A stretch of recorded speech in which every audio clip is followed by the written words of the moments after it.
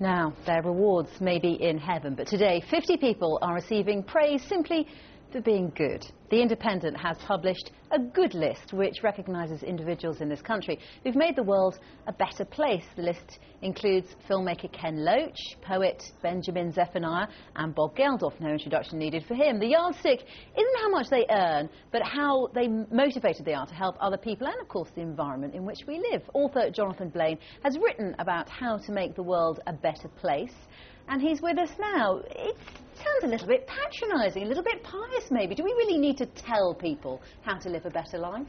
Well, I think that there's a lot of negativity in the world, and I think most of us will connect to positivity and positive energy. And I think that there's a growing awareness that the world is full of problems. You know, there's global terrorism, there's climate change, but there's also relationship issues between individuals.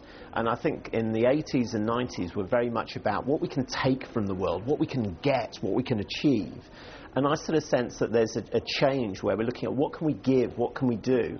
Because when we give, there's more rewards, I think, than actually making yourself super rich. As you're explaining all of that, we've got the list going up on the screen there of the people who make the good list. Nick Hargreaves, a refugee campaigner. Philip Pullman, wonderful children's writer. Up on the screen behind us, Bob Geldof, of course, with the wonderful messy hair. And I mean, he's been a good doer, if you'll forgive the expression, which can be a bit negative sometimes, for many, many years. Well, I think what all these people bring out is particular values of humanity and human spirit. I think Bob in particular, what he's brought is courage and bravery.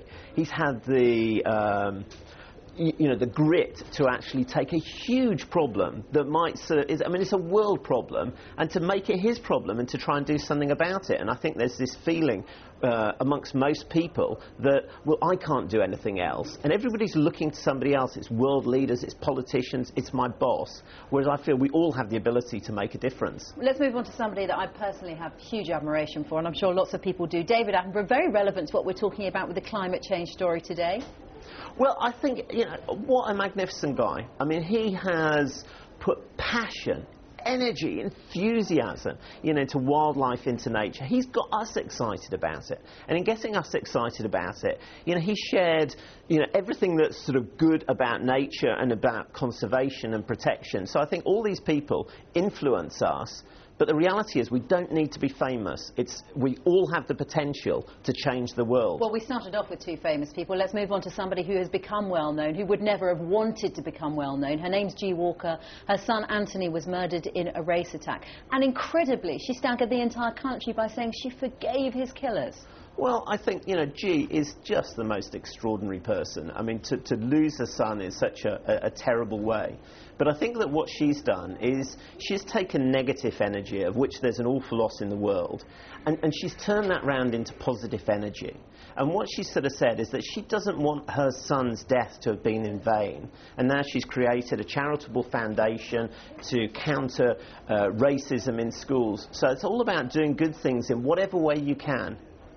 Good to talk to you. Thank you very much indeed for your time today. Now, let's bring you up to date with the weather for today and the weekend ahead. Here's Rob McElwee.